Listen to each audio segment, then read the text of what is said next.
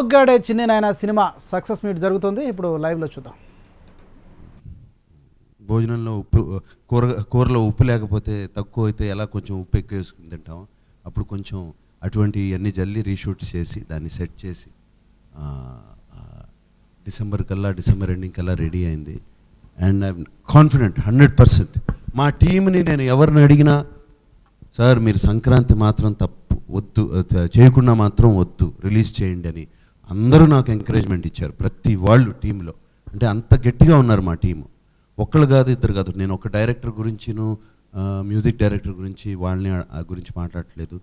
Assistant directors దగ్గర నుంచి, costumers దగ్గర నుంచి, మేకప్ వాళ్ళ దగ్గర నుంచి అందరూ.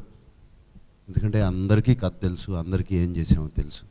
అండ్ ఈ రికార్డ్స్ వింటుంటే చాలా చాలా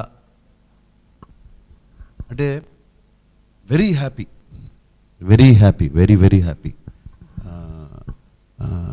చాలామంది ఫోటోలు వస్తున్నాయి నాకు ట్విట్టర్లో కానీ అక్కడ కానీ.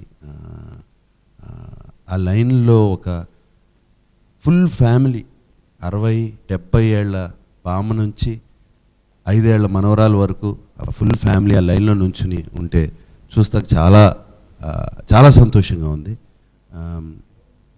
డిస్ట్రిబ్యూటర్స్ కానీ వాళ్ళు కానీ ఎవరు నాకు జనరల్గా ఫోన్ చేయరు. నా నంబర్ పట్టుకుని వాళ్ళు ఫోన్ చేసి చెప్తుంటే ఇట్లా మేము ఎప్పుడూ చూడలేదండి, ఫుల్ ఇల్లు కదిలొచ్చింది సినిమాకి. అండ్ ఇది ఏంటంటే చాలా చాలా ఆనందంగా ఉంది. Jhansi beautiful sir. I have to add something here. నేను షో చూడడానికి వెళ్తే ఒక అబ్బాయి పంచె కట్టుకుని వచ్చాడు, జీన్స్ మీద పంచె కట్టుకుని వచ్చాడు.